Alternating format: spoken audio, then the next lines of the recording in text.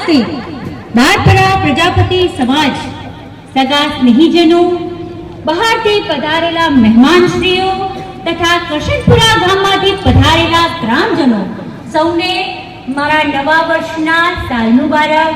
જય શ્રી કૃષ્ણ અને જય માતાજી. અમારા પરમ પૂજ્ય બા ગંગા સ્વરૂપ અંબાબેન રામાભાઈ પ્રજાપતિ આજે અમારા આંગણે એટલે કે વસંતભાઈના આંગણે જીવન પર્વ ઉજવી રહ્યા છીએ. ત્યારે એક પુત્રવધુ તરીકે મને બોલવાનો ખરેખર મોકો મળે એ મારું અહોભાગ્ય છે. બા વિશે બોલવાનો મને મોકો મળે છે તો મને બા વિશે કેવી લાગણી હશે, મને આટલી લાગણી હશે તો એમની દીકરીઓ દીકરાઓને કેટલી લાગણી હશે એ તો એમની દીકરીઓ અને દીકરાઓ જ જાણી શકે છે. બા વિશે જો મારે કહેવું હોય ને તો પુસ્તકો લખી શકાય એમ છે, પરંતુ જો બાને મારી ટૂંકમાં વર્ણવવું હોય ને, બાની જીવનશૈલીને જો મારે ટૂંકમાં વર્ણવવી હોય તો હું એટલું જ કહીશ કે બા એટલે સરળતા, સાદગી, સંઘર્ષ અને ભક્તિનો સંગમ. અમારા બા મૂળ ખેરાલુના દીકરી છે, એટલે કે ખેરાલુ તેમનું પિયર છે અને તેમના લગ્ન અમારા દાદા એટલે કે રામાભાઈ પ્રજાપતિ સાથે થયા. બાનું જીવન ખૂબ સુખમય હતું. દાદા ખૂબ સુખમય રીતે જીવન જીવતા હતા. તેમને બા અને દાદા થકી 4 સંતાનો થયા, 2 દીકરાઓ અને 2 દીકરીઓ. અને જ્યારે દાદા બધા બાળકોને ખૂબ સરસ સંસ્કાર આપ્યા, ખૂબ સરસ માર્ગદર્શન પૂરું પાડ્યું. પરંતુ જેમ જેમ મોટા થતા ગયા સંતાનો અને તેમની સગાઈ નક્કી થઈ, તે જ વખતે દાદાએ તેમના 2 એટલે કે તેમની દીકરી કોકિલાબેન અને મોટા દીકરા વસંતભાઈ એમનું સગપણ નક્કી કર્યા પછી જ્યારે તેમના લગ્નનો અવસર આવવાનો જ હતો અને એવામાં જ દાદાનું આકસ્મિક મૃત્યુ થઈ ગયું, એટલે કે દાદાનો સ્વર્ગવાસ થઈ ગયો.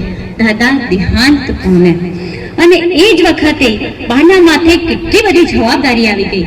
એક બાજુ ઘરમાં લગ્નનો પ્રસંગ આવવાનો હતો, એક બાજુ ઘરને સાચવવું, બાળકોને સાચવવા. એમની મનસ્થિતિ કેવી હશે, બા કેવું અનુભવતા હશે, બાની લાગણીઓ કેવી હશે એ તો ફક્ત બા જ જાણી શકે છે. આજે એમના ચહેરા પર આપણે જોઈ શકીએ છીએ કે બાની આંખો વરસી રહી છે. કેમ? આજે પણ બાને દાદાની ખૂબ યાદ આવી રહી છે. ફક્ત બાને જ નહીં, પરંતુ તેમની દીકરીઓની આંખોમાં તમે જોશો તો આંસુ દેખાશે. તેમના દીકરાઓ, તેમના દીકરાની વહુઓ, એટલું જ નહીં પણ તેમના નાના નાના ભૂલકાઓ કે જેમને એમના દાદાને તો હજુ જોયા જ નથી, એ ભૂલકાઓની આંખોમાં પણ આંસુ આવી જાય છે. એમને આજે પણ દાદા યાદ આવે છે. એ સંતાનોને દાદાનું વાલ આપનાર માત્ર એવા વ્યક્તિ જે મારા સસરા બાબુભાઈ પ્રજાપતિ, જેમને ક્યારેય દાદાની ઓછપ નથી વર્તાવા દીધી. બા વિશે તો એટલું જ કહી શકાય. પછી દાદાના સ્વર્ગવાસ પછી બાએ ખૂબ જ સંઘર્ષ અને મહેનત કરી.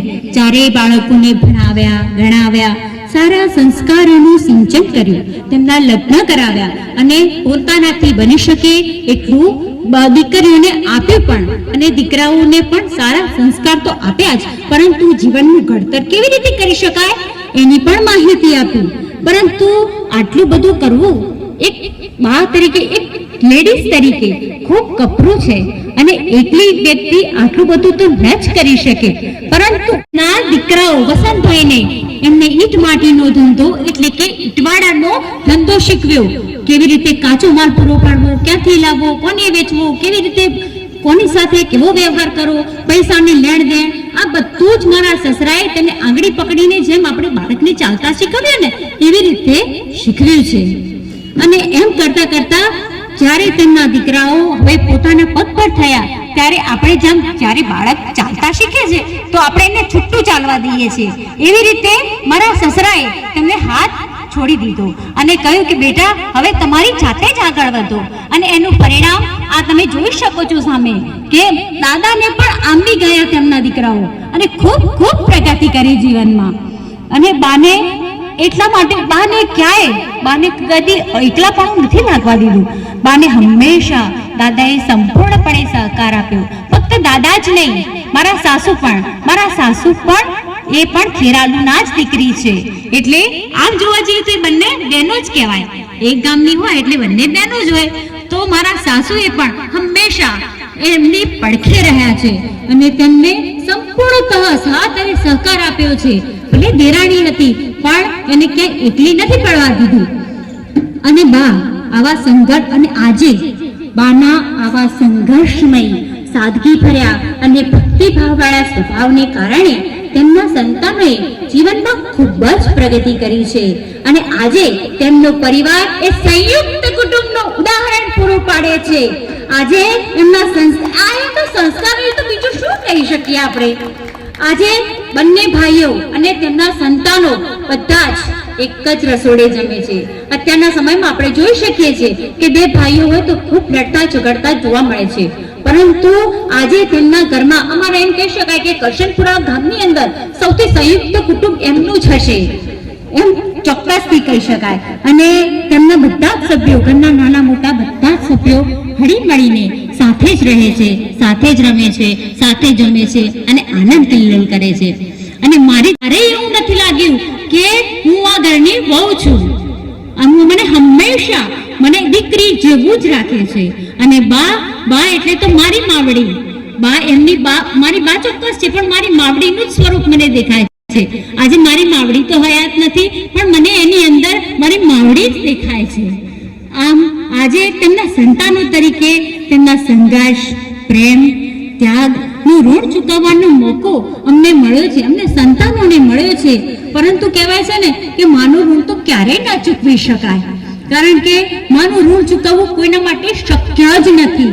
પરંતુ અમે એમના સંતાનો તરીકે કદાચ એકાદ ટકો પણ જો એનું ઋણ ચૂકવી શકીશું ને તો એ અમારું અહોભાગ્ય હશે. આજે મને આ મારી માવડીની અંદર માં ભગવતીના દર્શન થઈ રહ્યા છે.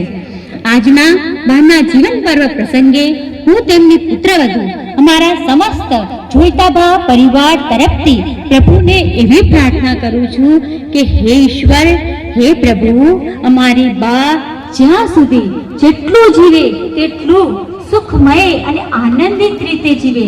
બા હંમેશા સ્વાસ્થ્ય જળવાઈ રહે, બા હંમેશા નિરોગી રહે, તેનો પરિવાર સંપનું ઉદાહરણ બની રહે અને બાને કોઈ દિવસ એની દિલ ના દુભાય, એની લાગણી ના દુભાય. અને છેલ્લે જો મારાથી કોઈ ભૂલ થઈ હોય અથવા આપણા કુટુંબના કોઈ સભ્યથી ભૂલ થઈ હોય કે કોઈનાથી કંઈ બોલાઈ ગયું અને તારી લાગણી દુભાઈ હોય તો મને માફ કરજે માં. આપણા ઘરના બધા સભ્યોને તું માફ કરજે, કેમ કે તું તો માવડી છો. અને મારે ખરી માં હોય ને આપણને મારે ખરી, પણ ક્યારેક માર ખાવા ના દે ને ઈ માં. એટલે સંતાનો લાખો ભૂલો કરે ને તોય પણ એના ઉપર એની લાખો ભૂલોને માફ કરી અને વાત્સલ્ય વર્તાવે ને એ માં છે. આવી મારી માવડીના ચરણોમાં નતમસ્તક વંદન વંદન વંદન. જનની જન્મભૂમિ સ્વર્ગાદપી ગરીયસી.